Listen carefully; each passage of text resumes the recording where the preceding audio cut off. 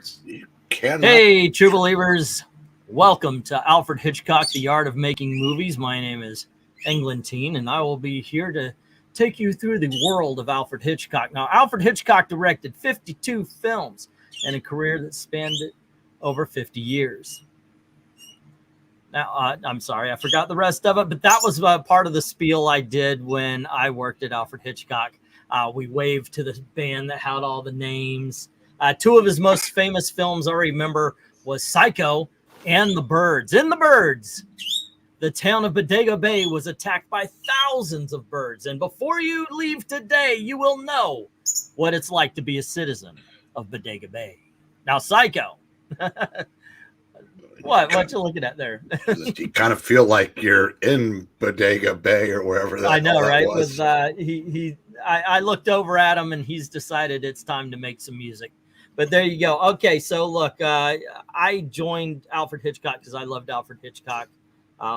That's why I joined the attraction. I requested, made sure I was there, worked there until it closed. Had a grand old time, and the people who worked there loved his movies, except for one or two. But I figure, what the heck? Let's get together with Eric here. Let's talk about some Alfred Hitchcock. VENKMAN is here to look pretty and just to go. I'm just here to advertise a geeky puppet show. There you go. Yep, that's it. Subscribe. All right, but we are going to go through our top 10s of Alfred Hitchcock. I've read books. I've seen the TV show. I swear to God, I'm going to kill the bird. He was fine right up until about 5 seconds ago. Until the bird kills you. So I'll tell you what. Let's get this party started.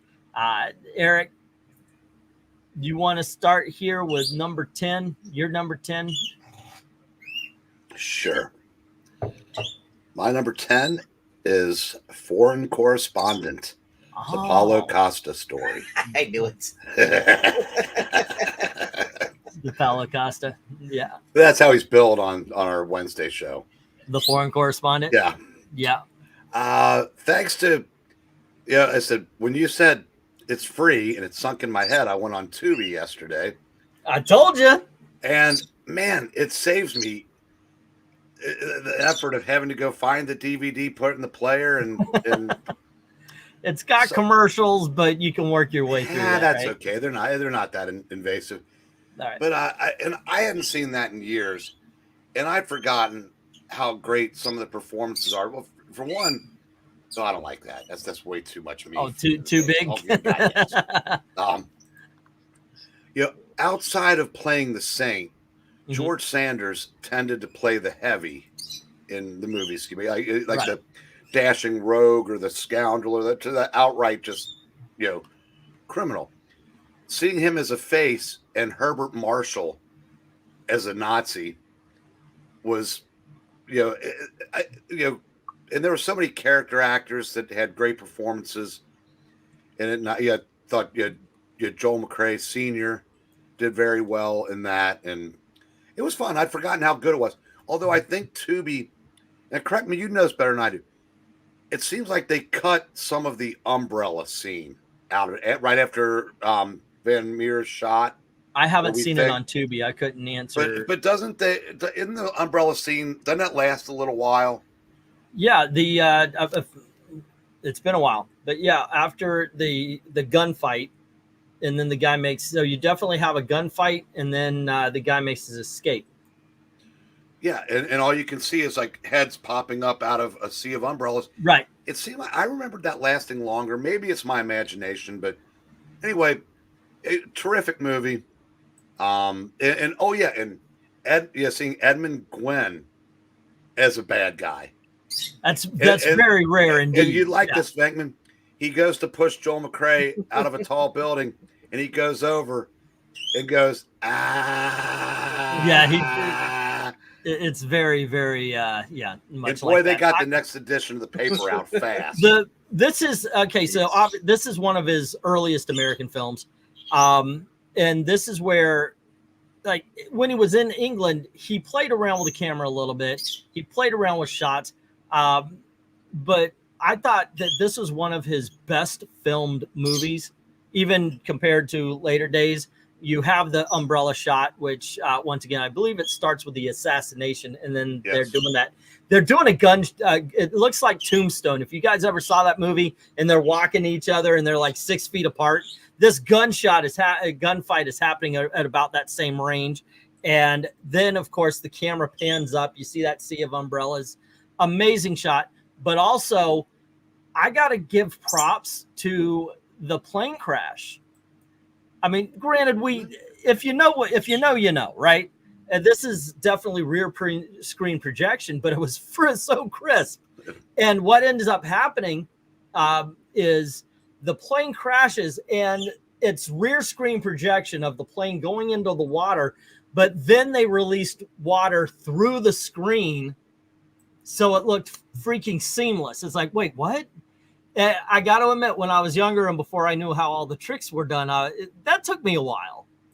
How the hell did they do that? It's pretty impressive for 1939, and the movie came out in 40, but I'm assuming it was filmed, probably the prior year. Yeah, of course. Or close to it.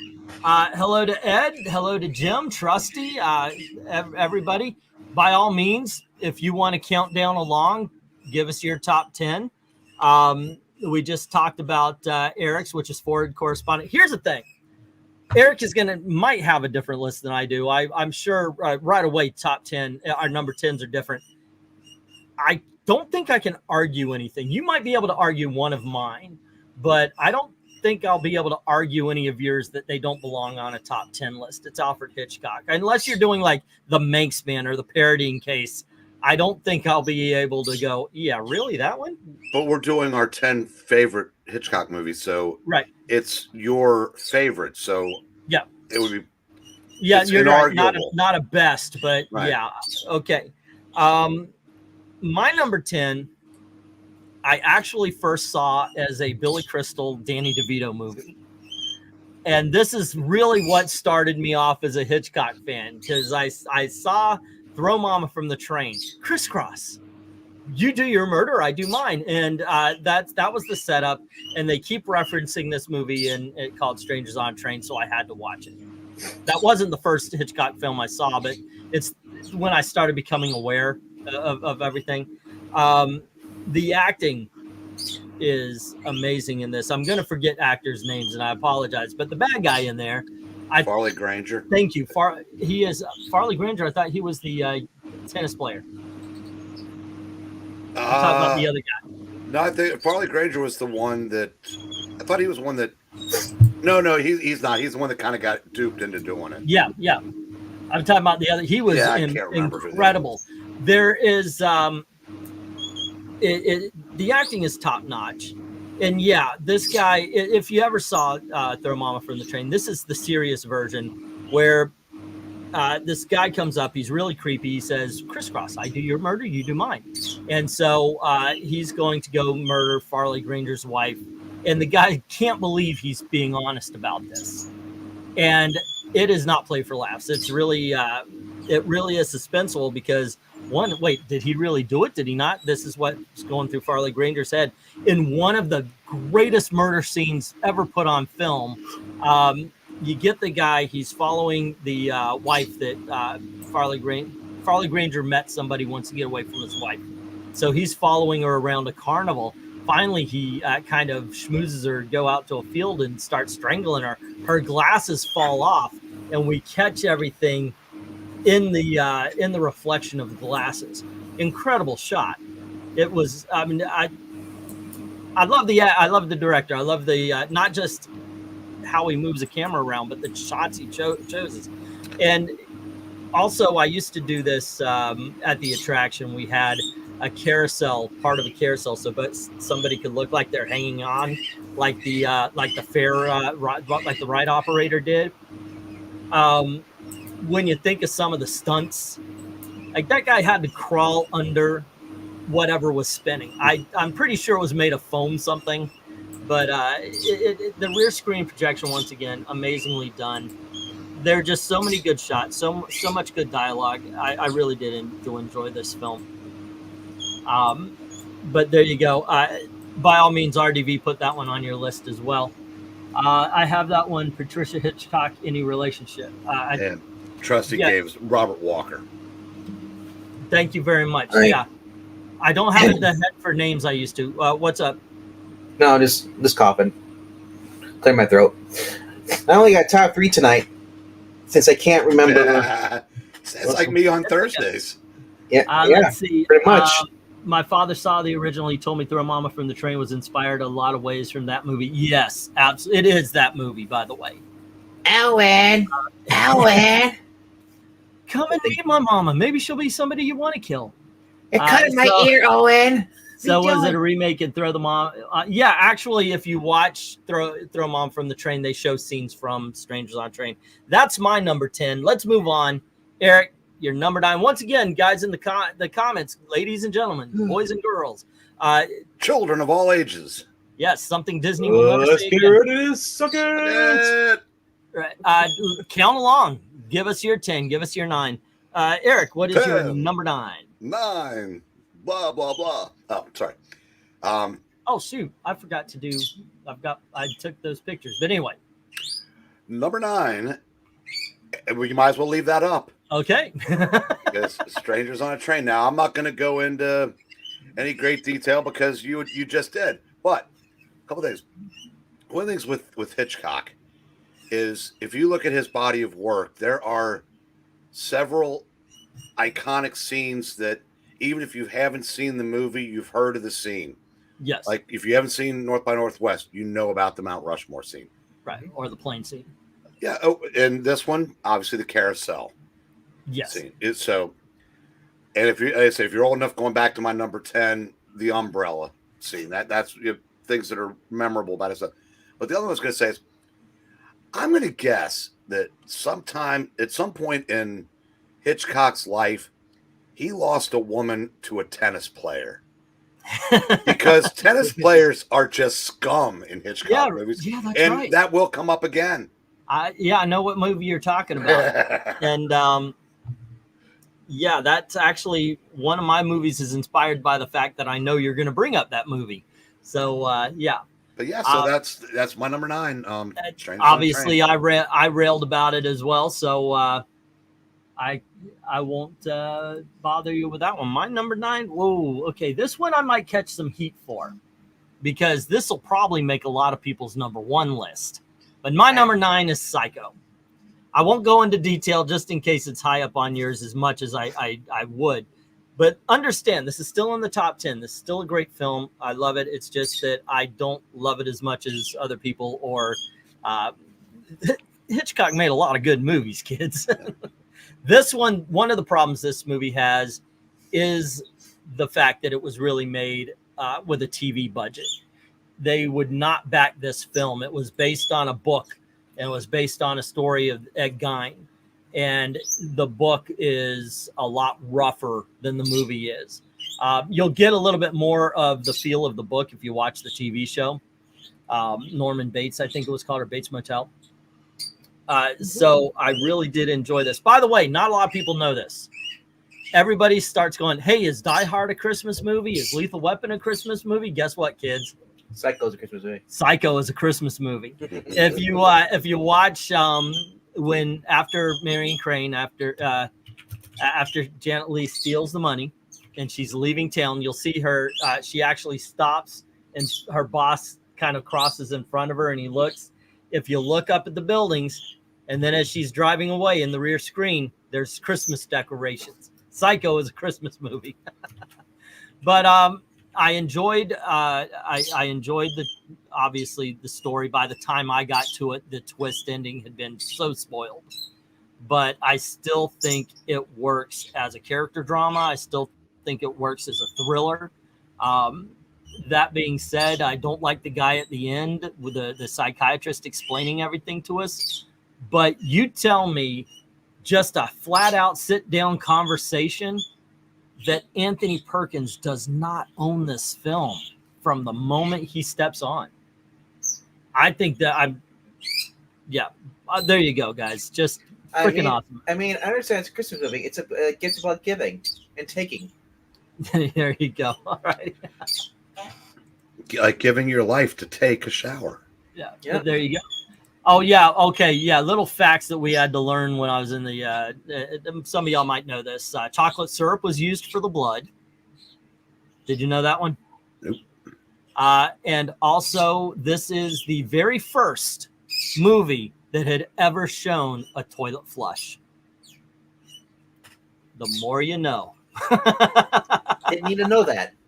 Hey, but it is. It's one of those things. That's Did you know the Brady kids' bathroom didn't have a toilet? Oh my gosh. Those poor kids. Yeah, but there you go. Why they were always crabby? All righty. Now, Ed saying his number 10 was Spellbound. Loved that film. And The Man Who Knew Too Much. Which one, sir? That's where I might have a discussion with you. I am a person who appreciates the craft of the remake, but my favorite is the original with Peter Lorre. Yeah. Okay. I didn't know that one. There. Is Alicia. Rainier Green's Christmas movie also kudos to whoever's seen it? I have. Didn't he stab a watermelon for the stabbing sounds? That was one of the things that they stabbed. There's a great documentary called I think it's like 7224 or something like that, and it talks about the 74 shots that are in the shower scene. And also there's also a brilliant film where Anthony Hopkins plays Hitchcock. It's called Hitchcock, that I recommend you watch, and you can learn a lot more about the shower scene. Also, of course, no nudity. It was implied but never shown. She was wearing a bodysuit. And also and I think that's part of the reason why when she hits the wall and she slides down, no blood. So there you go. All right. I did like the remake of that, The Man Who Knew Too Little. Man, I enjoyed that movie too. Number 8, sir. Where do you go to? Suspicion. Suspicious Thoughts. All right. Wait. Suspicion. Did that have Cary Grant and was the song Elvis in it? What's that? Suspicious? Or no, Suspicion. Yeah. Did they have the Elvis song? Is it theme song? No. Yeah, it's. I mean, 2 hours of. Is he gonna do it? Is he gonna bump off his wife? And again, I said, it seems like every one of his movies has that scene. Him walking up the stairs with the glass of milk. Yeah. Yeah, it's like if it were a shark, you'd never go back in the water. Now, I haven't seen it in a while. No, I haven't seen it in a while, so I can't really go into detail. So, if you want to take over and and put some meat on the bones of some of my picks, you're more than welcome. I'll just say this: after an hour and he doesn't bump up the wife, I get bored. 2 hours and he still hasn't bumped her off. Well, okay, so this is a movie truly about a woman who's losing her mind. That's generally what this is. Joan Fontaine and Cary Grant. Joan Fontaine was, I believe, also in Rebecca. I think so. Yeah. Okay. So in this one, she marries Cary Grant. There's a lot of ifs and ands and buts because it looks like Cary Grant married her for her money. And all throughout, like they go on a fox hunt and oops, you fell off your horse in front of all the shotguns. What are we going to do? Little things like that.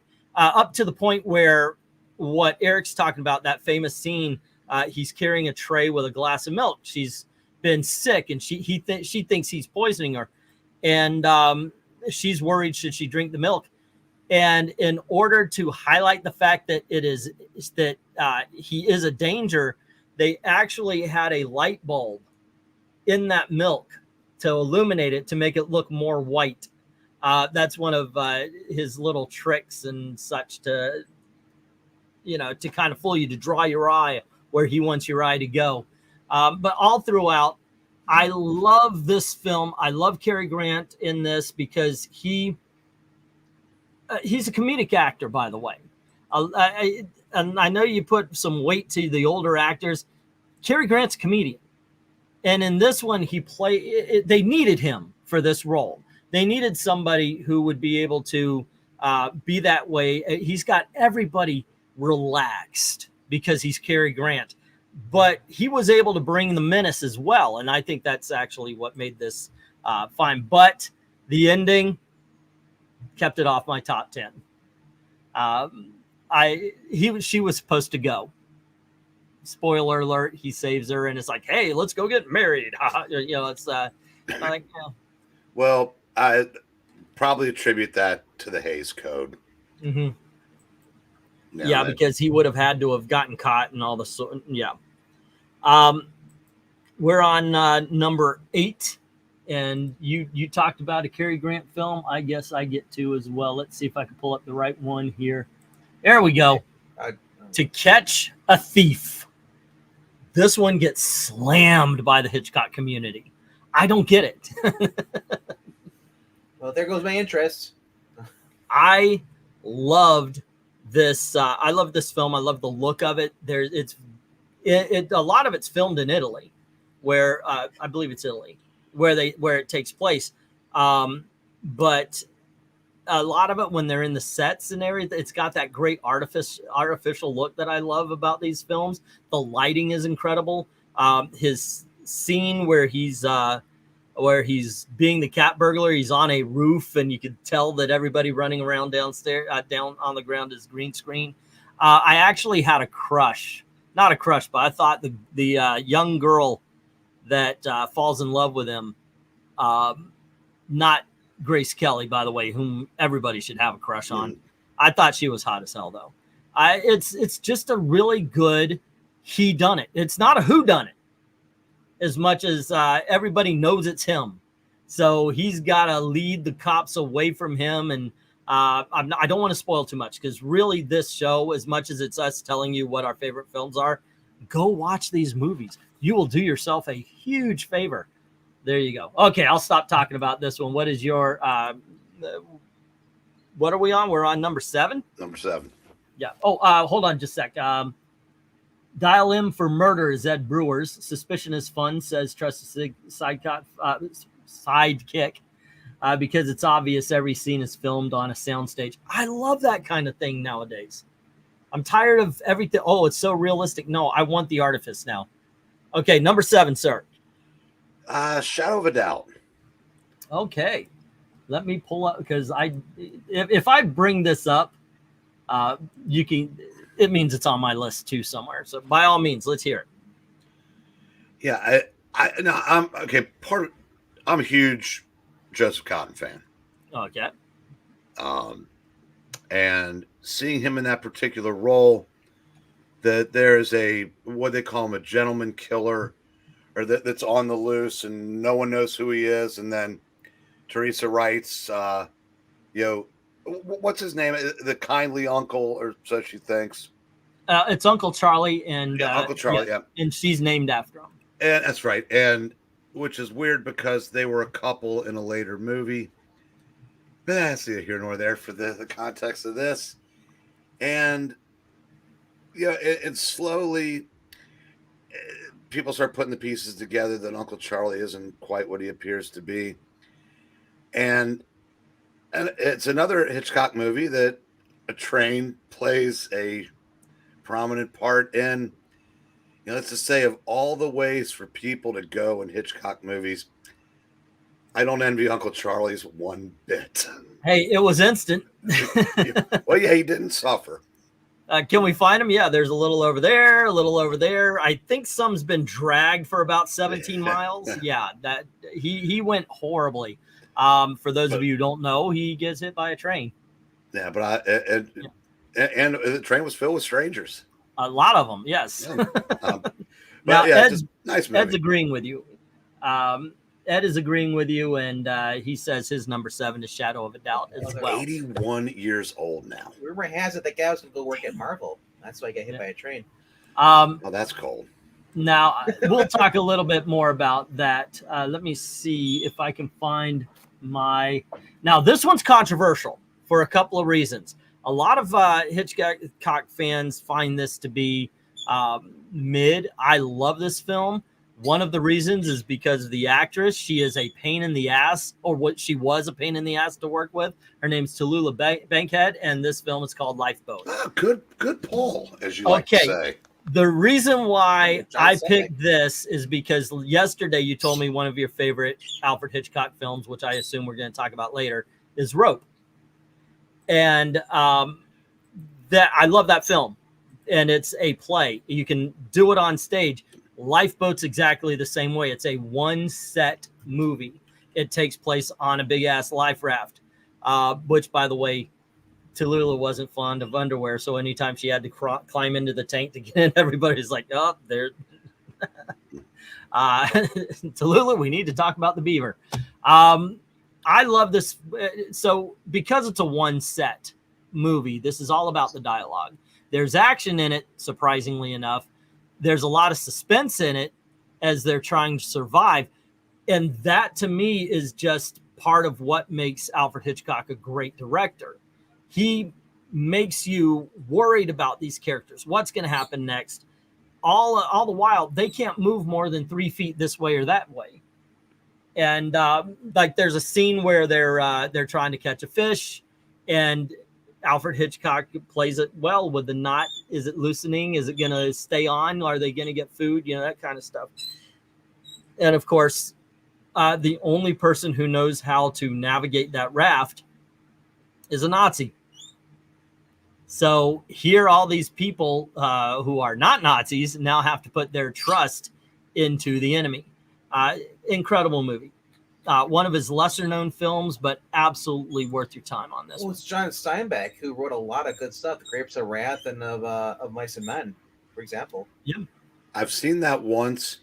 The only reason why it didn't make the list is I need to see it again. But you're right. 'Cause I love those, basically one piece that was filmed in a bathtub, a big bathtub. Yeah. And yeah, and I that's a great pick. Well, thanks, sir. All righty. How about you? I don't see any other quotes or comments here, so let's move on. What would you say is your number 6? Psycho. All righty. I will pull that back up. Yeah, it's, you know, there's nothing, I mean, nothing we can say that hasn't already been said. Sorry, dude. I get excited. It's like I said, obviously there are 5 Hitchcock movies I like better. Obviously. But it's, like I said, this was, for 1960, obviously it was jarring. Yeah. Yes. And again, it has some examples of his, of what Hitchcock's unmatched, cinematography. Like Martin Balsam, his death, falling down the stairs. It's just so inventive, and I said, and I'd forgotten about the exposition dump at the end of the movie. Maybe the times I've seen it, I cut it off before that. Maybe, or maybe you didn't feel it the way I did, because just. And again, it's been a few years since I've seen this twice, but it's the second time's been far enough in the rear view mirror. Okay, but here's some. Oh, I'm sorry. Go on ahead. You talk all. No. So I was just making a bad pun for a future selection. It's one of those. Some people, I think, Psycho's the movie that if you're either supposed to think is the greatest thing he's ever done, or you think you're supposed to hate it. I mean, I'm closer to the greatest thing he's ever done, but it's not. That's why I have it, just outside the top 5, because I think there are better Hitchcock movies. That's a testament, actually, to how good he is and how good his films were. His most famous movie being number 9 on my list, number 5 on your list, just proves there's 6. so much. This is a wide well, too. I mean, I when I did my list, I picked out 11 films that could have been on this top 10 list. But the thing is I left off, everything I left off was great, except for a handful of the silent films and the English movies. That you said his greatest. This is his most well-known movie.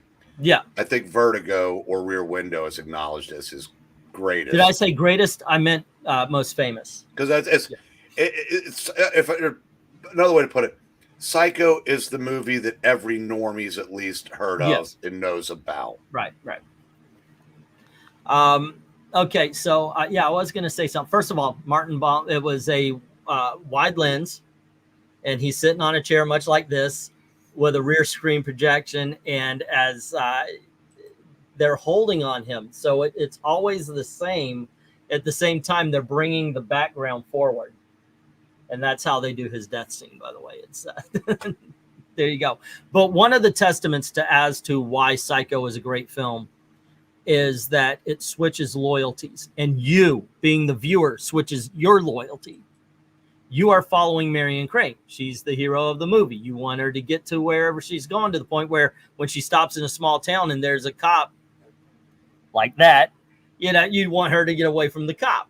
You want her to escape. You want her to be free. As soon as the shower scene happens and you hear, "Oh, mother, blood," you see Tony Perkins run down, and he's going in to clean up. He wants to make sure that his mother doesn't get caught.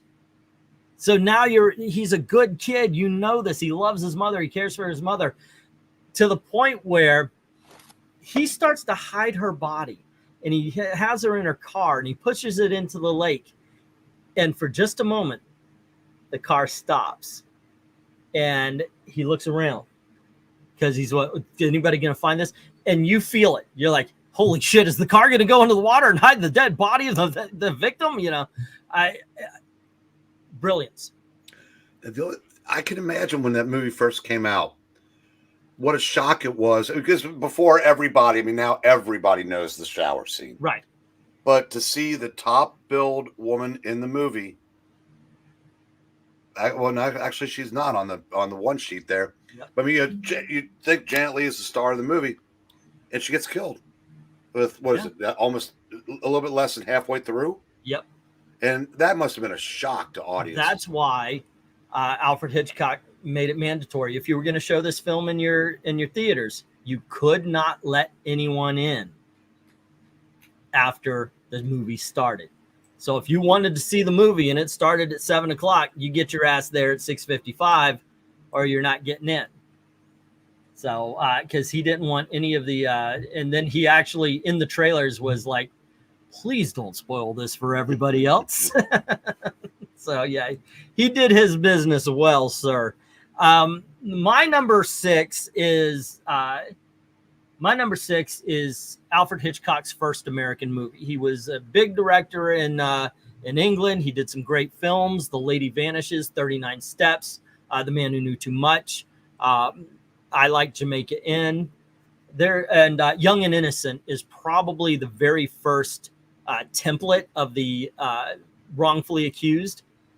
But he comes to America, and David O. Selznick gives him his first film. It's called Rebecca. And this is very much a studio picture that they just let Hitchcock go with. But I still think he adds a lot of visual flair to it. I think the way he films Manderley is exactly what it needs to be. Manderley is the house that they're in, and it is something that the camera needs to be in love with. And because what we hear is, we never see Rebecca, by the way. Rebecca is not Joan Fontaine. She is Laurence Olivier's previous wife. And Joan Fontaine comes in, and everybody, especially the, I forget her name, the maid, she loved Rebecca, like loved Rebecca. She was not something they could have really dealt with very much back then.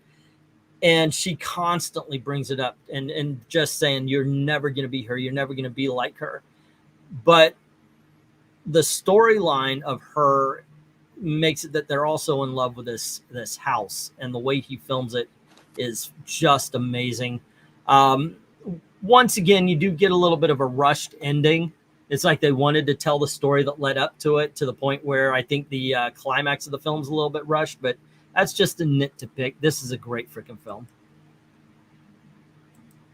I'd love to add more to that, but I've seen it once, and I apparently have forgotten 99% of it. So in fairness, though, that was during a 4-year stretch where I watched about 1,500 movies. Okay, hey, that happened. There was a lot of limited intellect up here, and it's a lot going in. I gotta say, also, this is one of the you know how they always say the book's always better than the movies. Not in this, not in this case. So Ed is saying his number 6 is Rope, and Glenn's just like, dang, I got here halfway through. Yeah, we're about to go on our top 5. Before we go through with this, please share this video. I want to make videos like this, and the only way, and right now our audience is not huge, but the only way I know is the view count. So please share this out, so maybe we could get a pop off on the after it's been posted. And don't forget to click like, share, whatever you can do to help the algorithm out with this video, because I would love to talk old films with Eric more often, because yeah, that's a passion of his, it's a passion of mine. So there you go. All righty. So Glenzer said North Carolina is killing his wallet right now, so I assume that was why you went. Not killing mine. They're god damn 14-point lead, and they pissed away all of it. Bucks, please. Psycho is a top 5 movie for Ed. Yeah, like I said, I can't argue the positions. It's my number 9. It was Eric's number. It was my number 9. Your number 8. Number 6. 6. Okay. How about number 5? What you got? Go with Vertigo. Really? Yeah. Okay. Guess what? What? My number 5 as well. Quick. Yeah. Get a lottery ticket. It's filled with, you know, I mean, it would probably be higher, except for there's the creep factor of Jimmy Stewart basically trying to recreate the dead girl and recreate Kim Novak in the dead girl's image. But there's, again, the set piece is wonderful. I mean, it's just beautifully filmed. It's a terrific movie, and I can see why for a brief moment it had actually ascended to number 1 all time on some lists. Oh yeah, I think it's fallen back a little bit since, but for a while, absolutely. It was, people liked it, probably croaked off. That's why it's dropped down again. Nah, there's plenty of movies that they're still around, but it's just it kind of stepped over Citizen Kane for a while, and now there's. But like I said, actually I have a reproduction of that poster in my house. It's an amazing poster. Yeah, so I must have gotten a 2-for-1 deal with number 1 back there, but you know, that actually could be something also, though, if you want to talk old films, movie posters. Oh yeah, have to be somewhere in the conversation.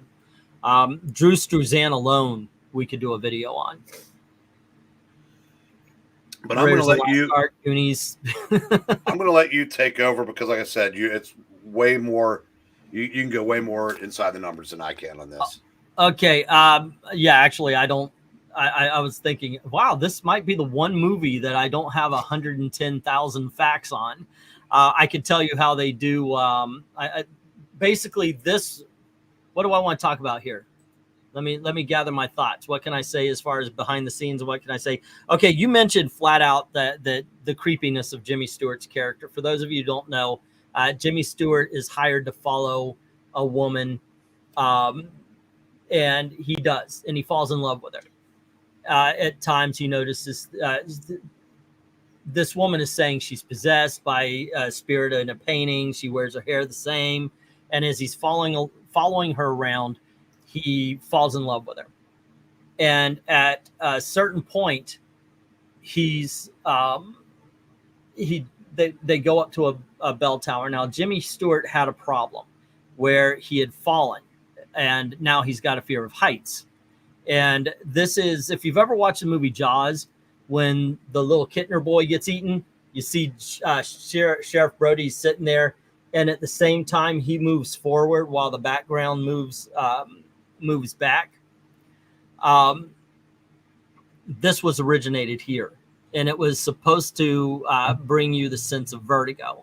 And we actually had a camera in our attraction where you could look through it and you can watch the whole effect work.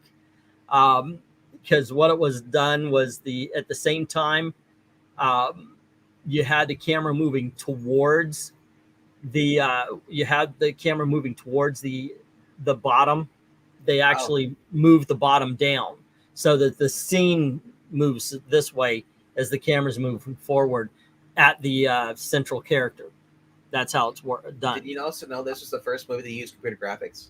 Say again? This is the first movie to use computer graphics. That I did not know. Wait, I'm not sure about that. Opening title sequence designed by Saul Bass makes it is the first All movie right. to use computer graphics. But yeah, she ends up dying. He sees a girl who looks just like her, so he starts training her to be that girl. That's what Eric was talking about. It's so incredibly well acted.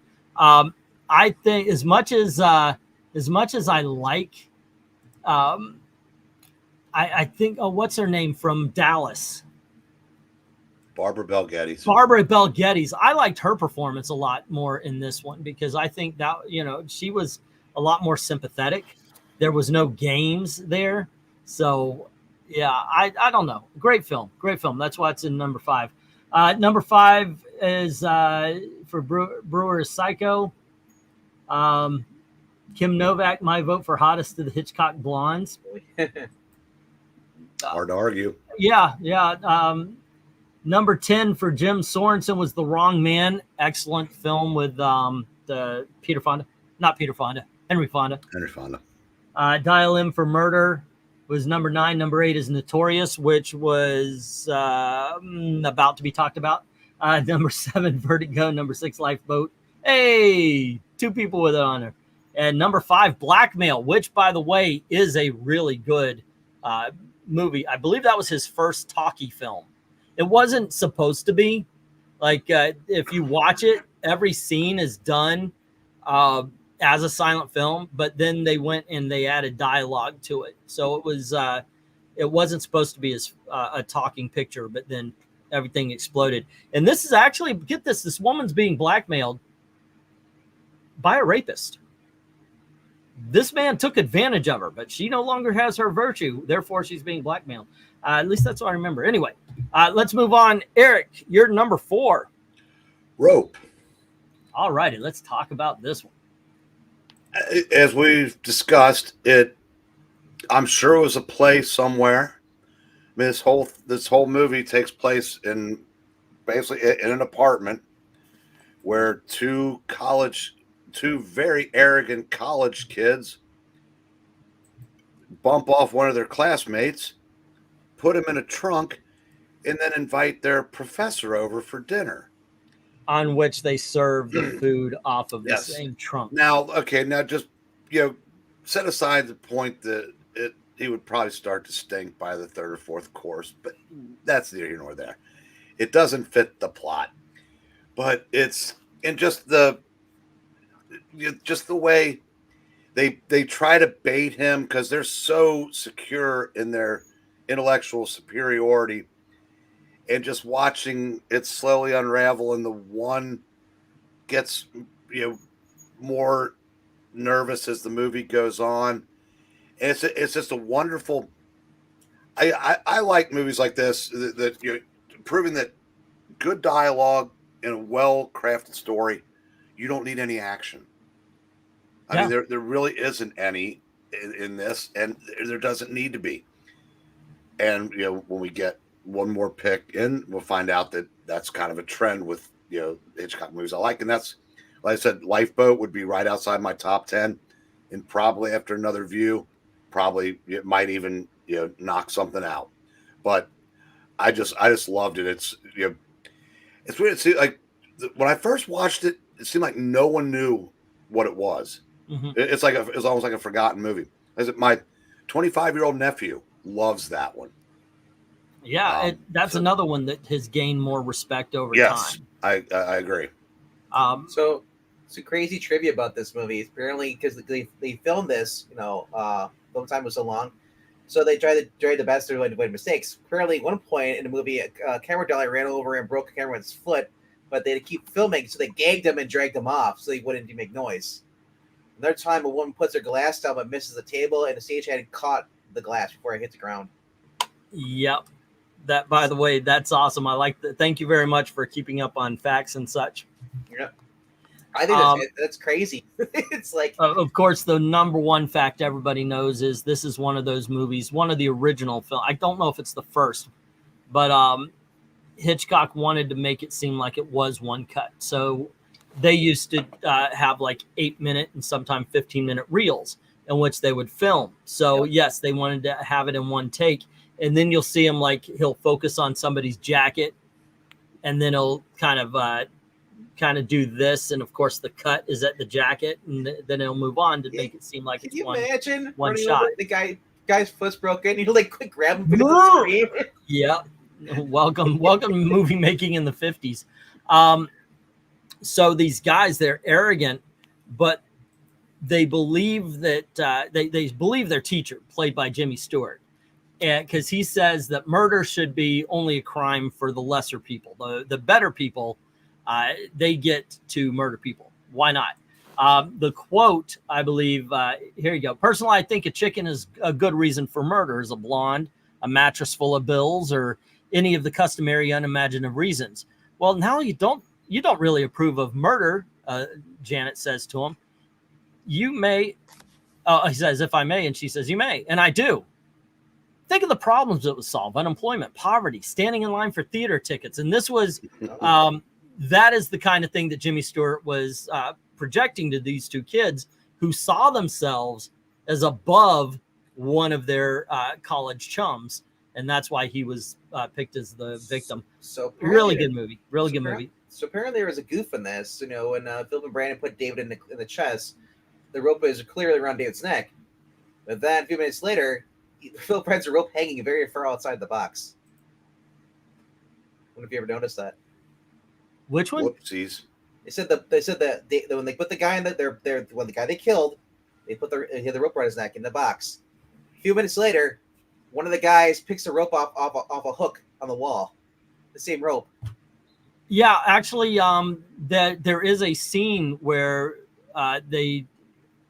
maybe it's a different one. I'm thinking of the fact that when it actually happened, he does have the rope and he's got to put it in the drawer or something like that. It's a really good shot because you see the door open and you watch him do it as it swings open and closed. My number 4, I'm going to have a hard time describing because this was one of those that I've seen. I haven't seen as much as the others.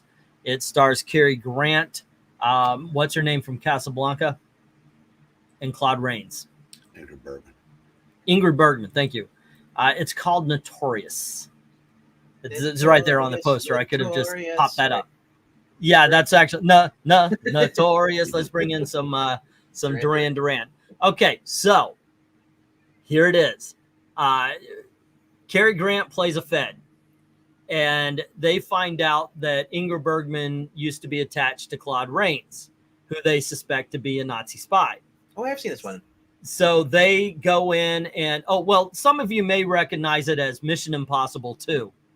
Yes, so yes. They find a girlfriend. They find the ex-girlfriend to go in and schmooze with the Nazi spy, and he begins to suspect stuff.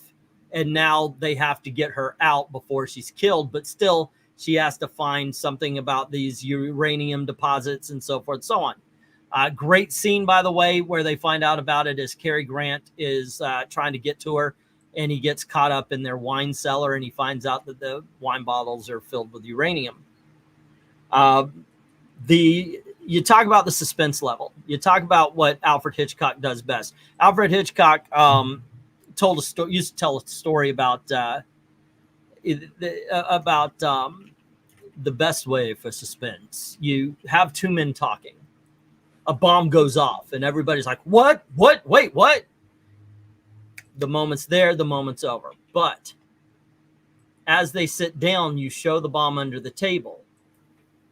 And you have them talk. And people will be like, and of course he didn't use modern slang, but he's like, people will be like, don't sit there and talk. Go. And that is used a lot in Notorious. You know the danger that she's in. She doesn't know as much. And you want her, okay, we need you to do this, come on, don't go up at the stairs, that kind of thing. And that is played throughout. I love the way it ends because it doesn't end on a gunfight or anything like that. It ends on people being smarter than the other people. oh yeah, we take him to a hospital. Yeah. My favorite part is when she's drunk, clearly drunk, and she's driving, and somehow they don't die. Oh, that happens a lot in Hitchcock films. So you did see this one, huh? Yeah, we reviewed this on Extreme Movie Show because we're doing the Mission Impossible. And I said, well, shit, this is based off in a Hitchcock film. Let's go watch this. Yeah. Review this. Yeah, Mission Impossible 2 is notorious, straight up, man. It is. Like I said, this would be my number 4 on my list. Keep talking, Venkman. I gotta hit the little boys in real quick. Okay, now this is the spiel. We have to stretch out a little bit. Yeah, like I said, she's. I didn't know whether, when you're watching this, you're like, can you trust her or do you not trust her? Because she was wishy-washy. One minute she loves him, she was obsessed with him, and then it's the point where he's like, okay, is she falling back in love with Claude Rains? Is she with Cary Grant? What's the deal? There's a lot of that, but I still say, and I'm going to spoil a little bit. I love her accent though. Cary Grant needs to get her out there. She's in huge danger. And it turns out that they've been exposed, and he is just carrying her downstairs, and he's thinking, okay, if they kill us, they're going to fuck themselves over, but they're mad enough to kill us. And so it's like a cat and mouse way out in the open. It's not a chase scene. It's just a, will they freaking do the deed or not? Yeah, he leaves the one German to basically be executed by the other Germans. And he basically wants to take Claude Rains, yeah. And the whole thing is like, she's been poisoned, so he's gonna take her to the hospital. It just, like I said, they just happen to live happily after. At least we don't know. We just see them leave, But yeah, very very fun movie. Like I said, I mean I watched a lot of these like Dark Passages or what was it, Key Largo with Humphrey Bogart. I love Key Largo. Yeah. Like I said, this is a fun movie, but wasn't the rumor that he was? I don't know if it was a rumor of really Cary Grant's actually gay in real life or was. Yeah, it's not much of a rumor. No, because I don't know. It's well known. Yeah, well, I don't know if I would call it a rumor. It's just it's how many years it's been. Like I said, I don't know if he ever was openly gay and was dating another man. Well, no, he never did that. As a matter of fact, he was married. I believe he was married to Diane Cannon for a little bit. Yeah, I was gonna say, and he had a kid. But actually. So when Rob and I were talking about it, it's like, well, we're looking at Ingrid Bergman. He's looking at Claude Rains. Part of the thing is a lot of people thought that because he had a trans-Pacific accent.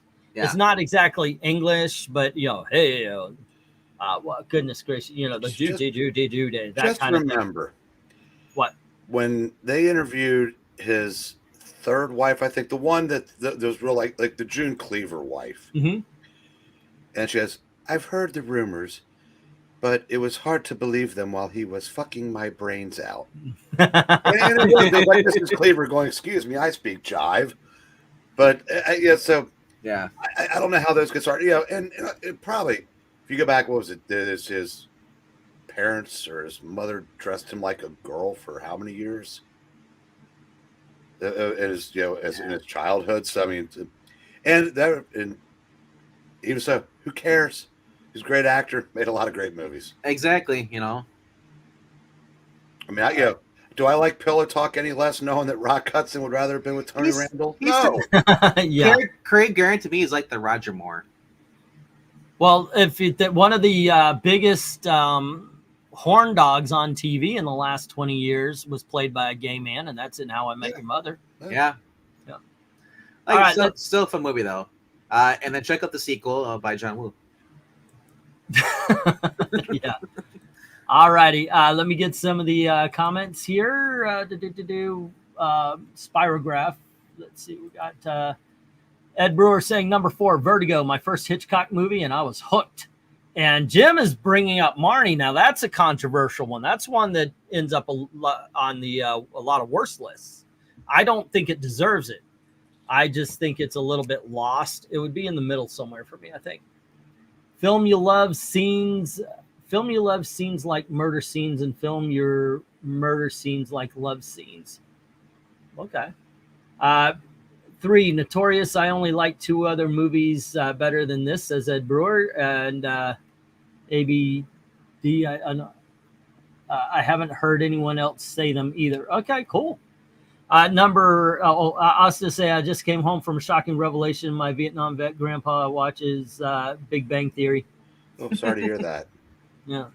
And Jim is saying his number 3 is Rear Window. And Ed is saying anyone until now. Okay. I haven't seen all Hitchcock movies, but I'll put it in the list. Yeah, do it. Yeah. And, it's a favorite thing, so there's no wrong answer. And the fact that most all of Hitchcock's films are excellent, it's not a bad pick. It's funny how many of them I've actually seen. I just remember seeing them. So you start talking about it, it's like, oh my gosh, that's when I watch it. The only thing is somebody might actually think your movie is too low on the list. Eric, where would you go for number 3? Well, first I want to say, about Marnie. That was like the first of 3 films in the mid '60s that I don't think a lot of people talk about much for whatever reason. That Topaz and Torn Curtain. Right. Although I will say, and none of those would make my list, but Torn Curtain had a murder scene where one of the spies has to strangle another one. Yep. And it's lengthy, it's ugly, it's unpretty, and that was all by design. So because in all these spy movies, they have all these elegant deaths, and he was showing just how grimy one of these things actually was. And like I said, that if the movie doesn't make the list, that scene at least deserves to be mentioned. Number 3, Dial M for Murder. Alrighty. Not on my list. Same thing. It works as a play, probably was one also. But again, and back to the tennis player theme, Ray Milland plays a kind of a ne'er-do-well, but he's a tennis pro, and he's married to Grace Kelly, who's having an affair with Bob Cummins. And he finds out about it. She doesn't know it. Bob Cummins' character comes to England for a visit, and Ray Milland blackmails an old college not friend, but an old college colleague, I guess, to murder his wife. And let's just say it doesn't go as planned, and then the rest of the movie is basically she ends up goes from self-defense to that she murdered him. She goes up for she goes on death row, and the rest of the movie is Scotland Yard inspector and Bob Cummings' character working to prove her innocence. And it's kind of flimsy the way some of the pieces fit, but to me, it's not about that. It's the dialogue. Every character in this movie, and there are not that many of them, all play their parts to perfection. Ray Milland had been an Oscar winner, so he's very underrated, I think, and somebody who's just pretty much been lost to time. Yeah. And it's hard to imagine Bob Cummings as a leading man type, but I think it's weird because I said, even though Ray Milland won an Oscar, one of my favorite Hitchcock movies probably has when you think of all the, Fonda, Stewart, Cary Grant, Olivier, all these giants that played, the leading man in Hitchcock movies. To me, one of the best was 2 guys that have pretty much been forgotten. Yeah, they did their time and then just kind of left. There are some actors like that. They just seem to be right there, and that's it. Well, if you want to talk to somebody half your age and ask them, do you remember? And it's interesting to see, because it's far enough now to where there are kids in their 20s that don't know who Cary Grant is, don't know who Humphrey Bogart is. Because at some point, people forgot about Rudolph Valentino. Yeah. And it's just like as time goes on. And that's something, because right now, I don't think I can name too many actors, being my teen years being the 80s, and the 80s being so prevalent in modern culture even. But yeah, you're right. There are actors like Marty Feldman. That would be one, but still people know what you call it, Young Frankenstein. Yeah, So well, I'm thinking more in terms of leading men and even them. As I said, I've told a story before. I showed my nephew a picture of the Rat Pack. He could identify one of them. All right. So I did say Yeah. you may think that certain movies are a little too low on the list, but my number 3, ladies and gentlemen, is North by Northwest. I'm not going to talk a lot about it because I have a feeling we'll talk a little bit about it sometime later.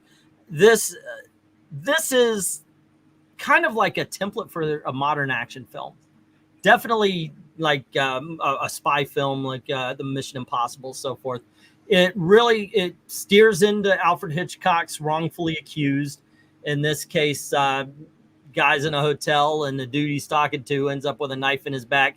And when Cary Grant grabs onto him as he falls into him, he stupidly grabs the knife, and then that sends him on a cross-country trek, north by northwest. Get it?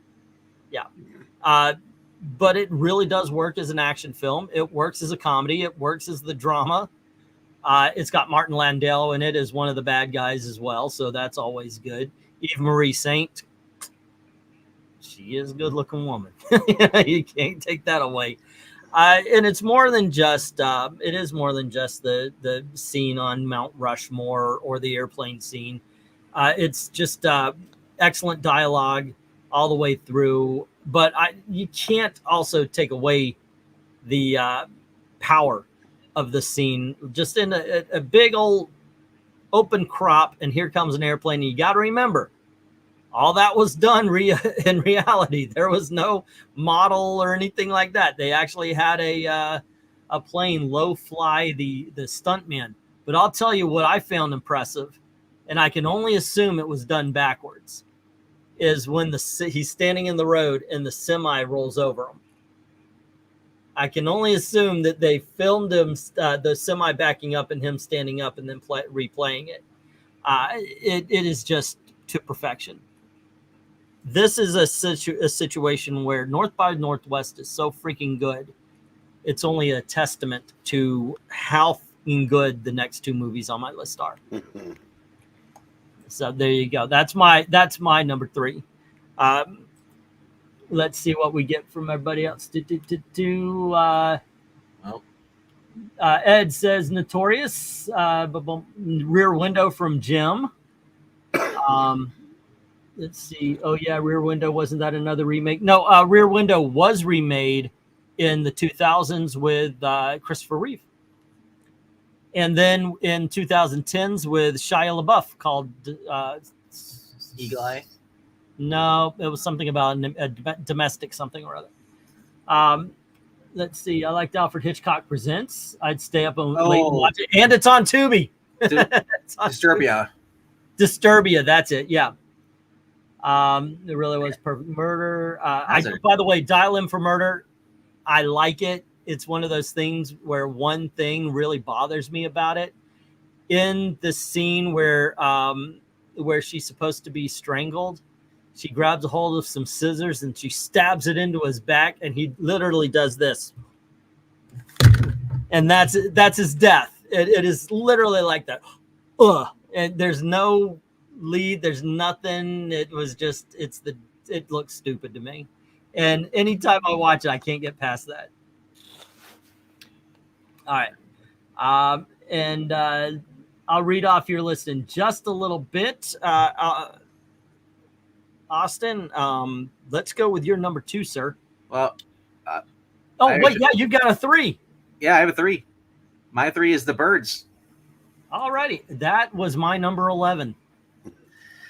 It's a very fun movie for me, and like I said, it's just I love the fact that like they showed this film in the UK and they actually had the speakers hit in the trees to scare the crap out of people coming out of the showing.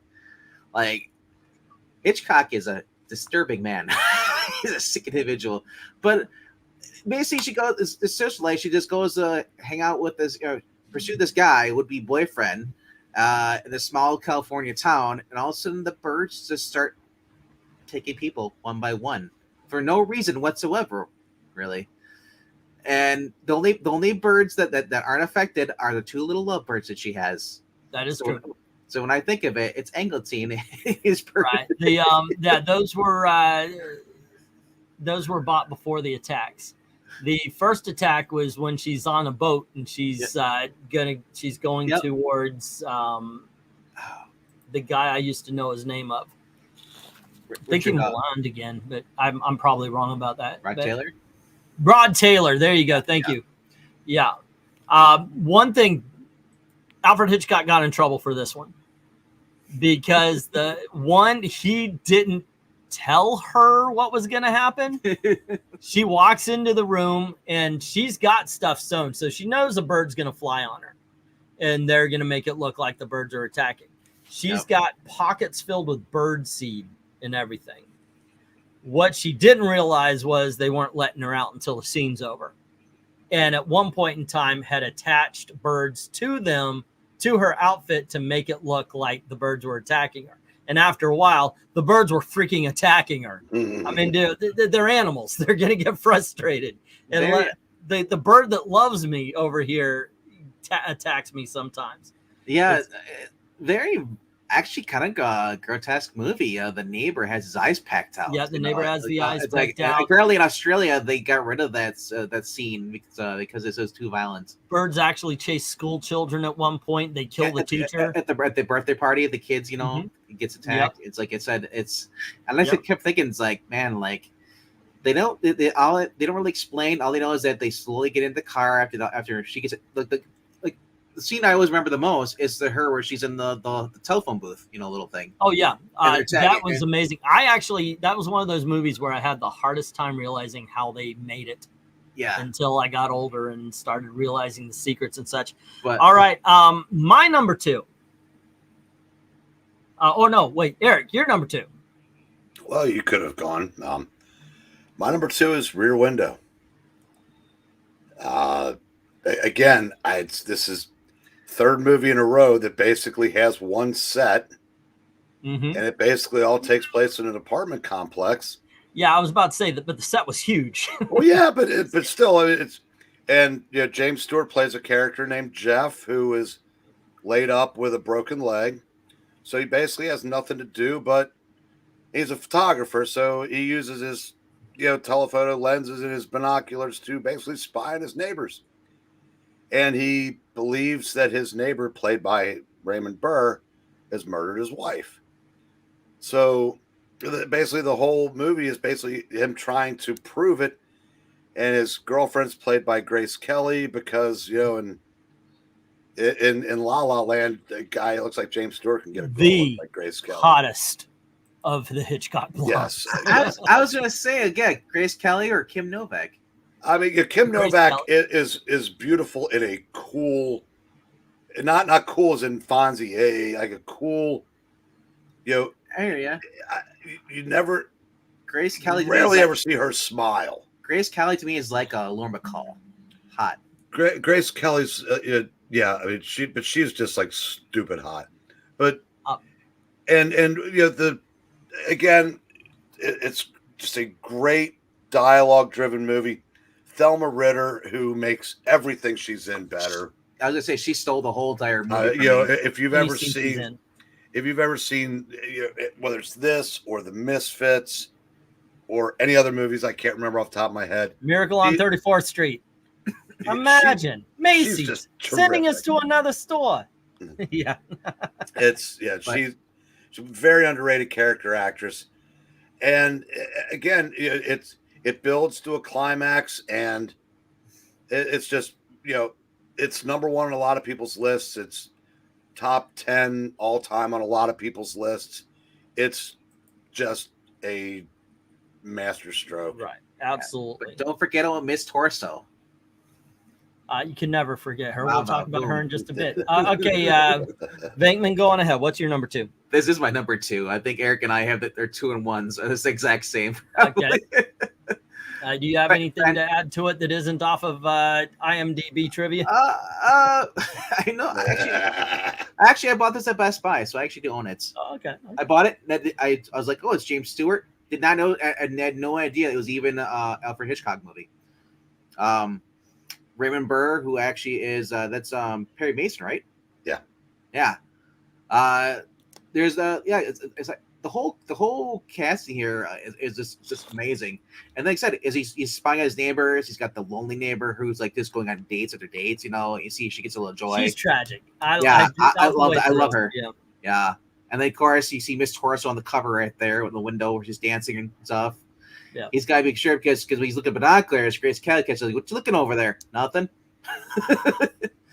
It's a wonderful thing. I like the fact that it's all in like a little block like that, which was real.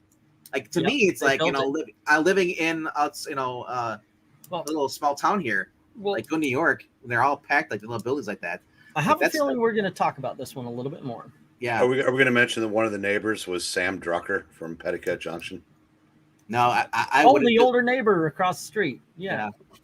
All right. I want to read this off. Let's see. Because this is part of why this is my number 2 film here. So I'm actually going to read, just if y'all don't mind. I love this dialogue. My number 2 is Shadow of a Doubt. You talked a little bit about it. Joseph Cott and Teresa Wright are freaking amazing in this, but there's just a bit of dialogue where it's like, oh, that's hot. Uncle Charlie is at dinner. Young Charlie, the girl, Teresa Wright, is starting. She's named after him, favorite uncle, but she's starting to put 2 and 2 together. The cities are full of women, middle-aged widows, husbands dead, husbands who've spent their lives making fortunes, working, and then they die and leave their money to their wives, their silly wives. And what do these wives do, these useless women? You see them in hotels, the best hotels, every day by the thousands, drinking their money, eating their money, losing the money at bridge, playing all day, all night, smelling of money, proud of their jewelry, but of nothing else. Horrible, faded, fat, greedy women. But they're alive. They're human beings. Are they? Are they, Charlie? Are they human or are they fat, wheezing animals? And what happens to animals when they get too good, too fat, and too old? That's just, I love that dialogue. I love that whole bit right there, man. And Cotton, obviously I'm not Cotton. All right. He reads it freaking perfect. One of the things that made this a favorite of Alfred Hitchcock's is that it was a slice of Americana. He's a British dude, and he was able to capture that.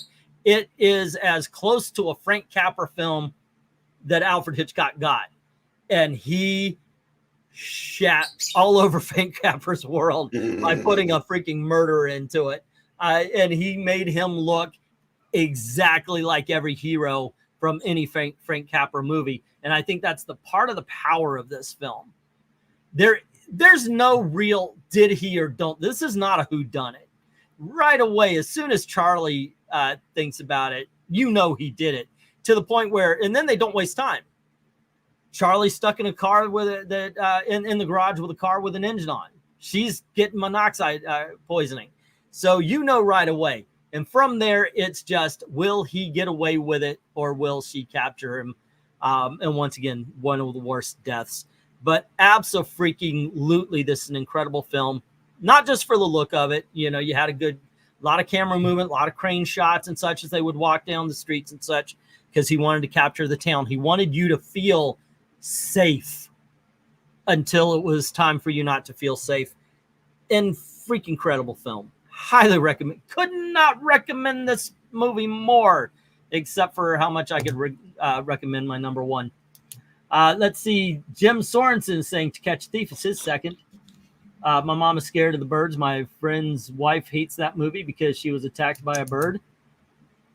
Let's see. I told my grandparents today that I watched The Birds in a vintage theater last week. I would love to see Hitchcock on the big screen. I think Psycho is the only one I've seen.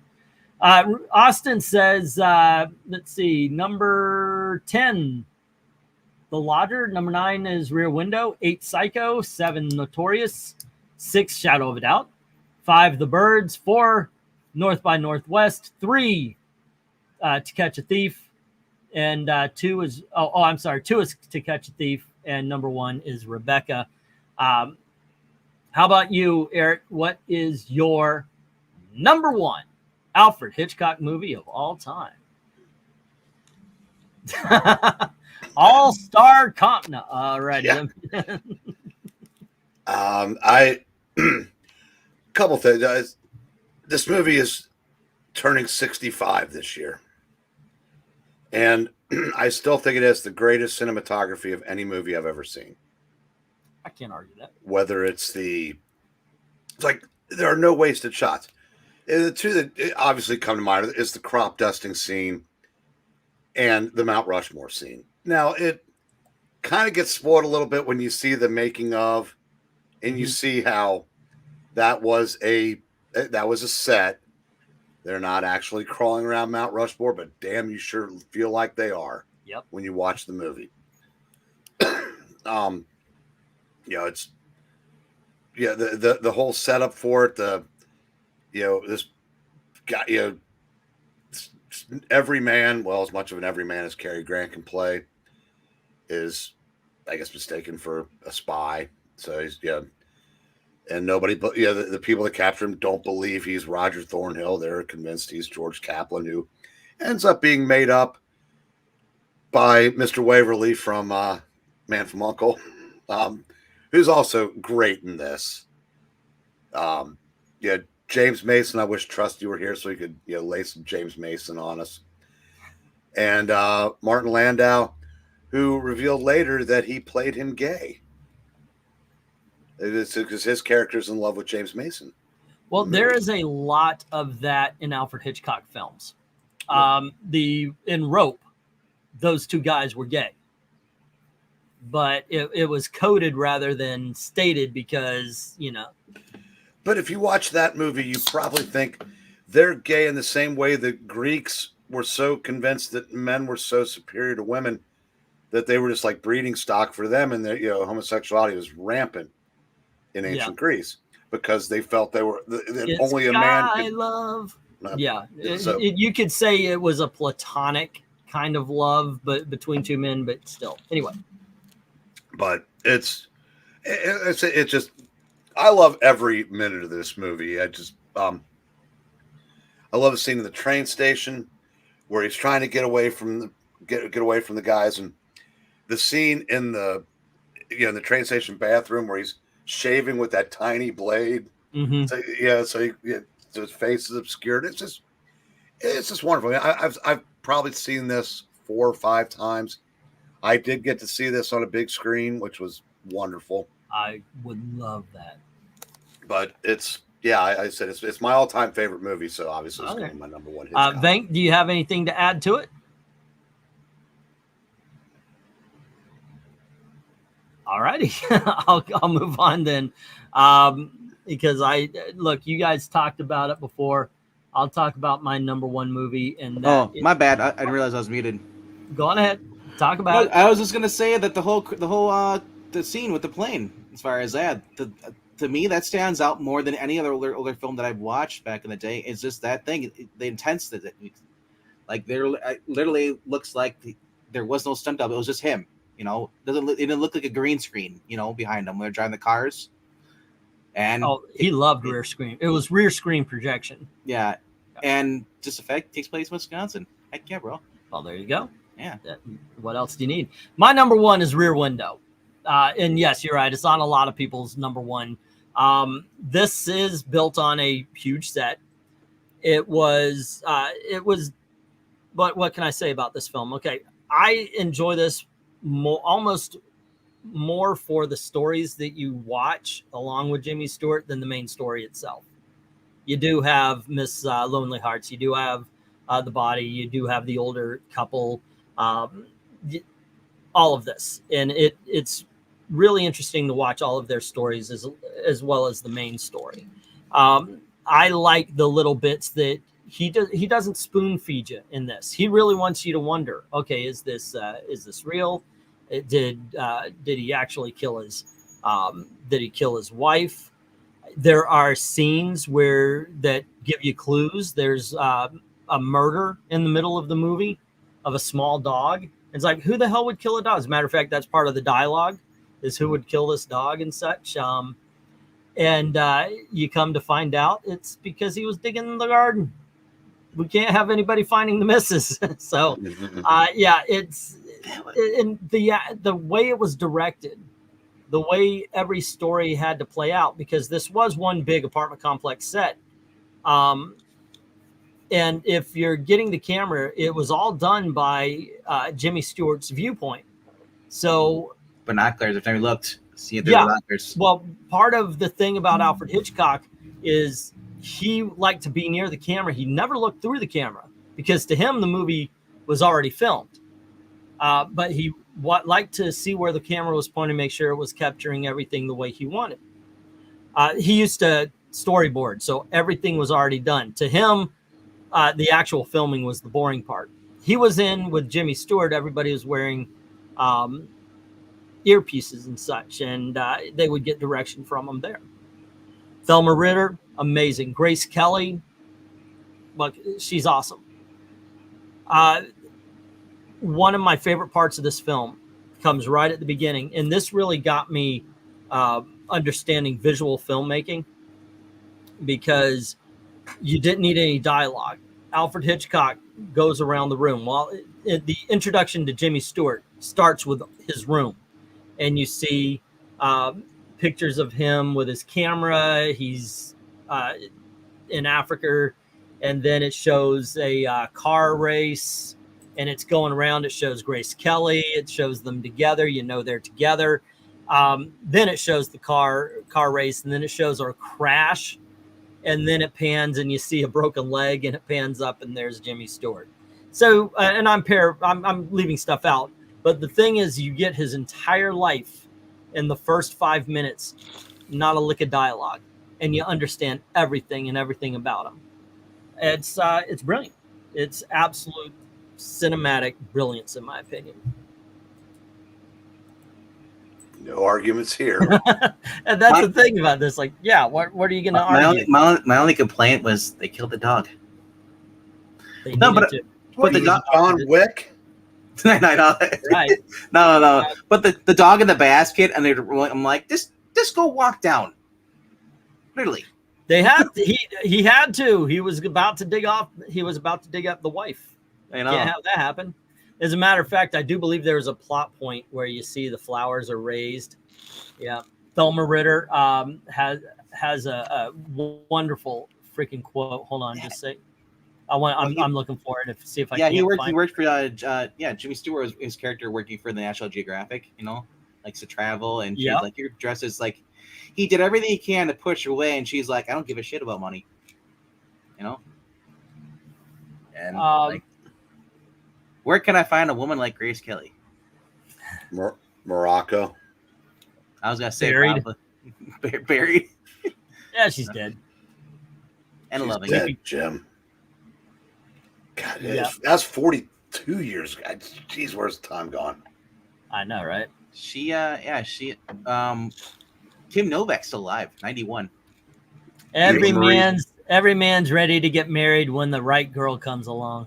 That's a Thelma Ritter line. But the one I was thinking was, think about, what do you have to think about? Back in my day, we would just meet somebody and come into each other like a crash on 34th Street. Yeah. I love that line. That is one of the greatest lines of all movies.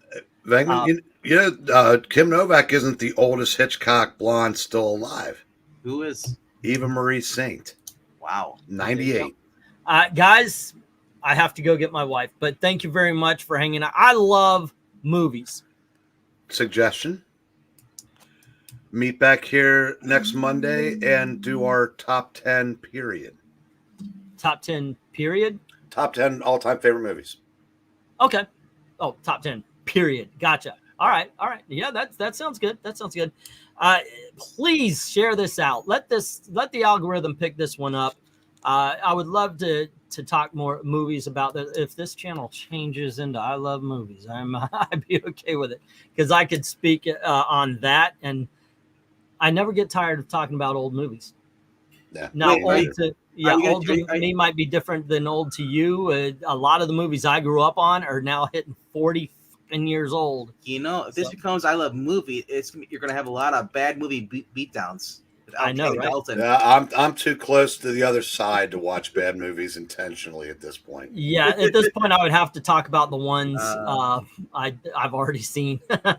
Well, you guys don't have to go. I mean, we're this gonna leave is here. this is something to talk about too. Hey, look, like I said, if you like this, share it out. Let's get some views on these things. That way, we could continue to do them. That being said, once again, thank you very much for hanging out. I hope you enjoyed. Obviously, by the excitement I had talking about some of these things, I'm really a big fan of Alfred Hitchcock, to the point where this isn't the last thing. I want to do a tier list and maybe even go through each film. But I get very ambitious and end up doing nothing because I feel like I've got too much on my plate, but we'll see. And I'll be going live in 10 minutes with Zach to read some Sonic the Hedgehog. And there you go. Go join the Geeky Puppet Show. And as always, guys, thank you very, very much for watching. Have a good night. Good night, kids. Later, guys.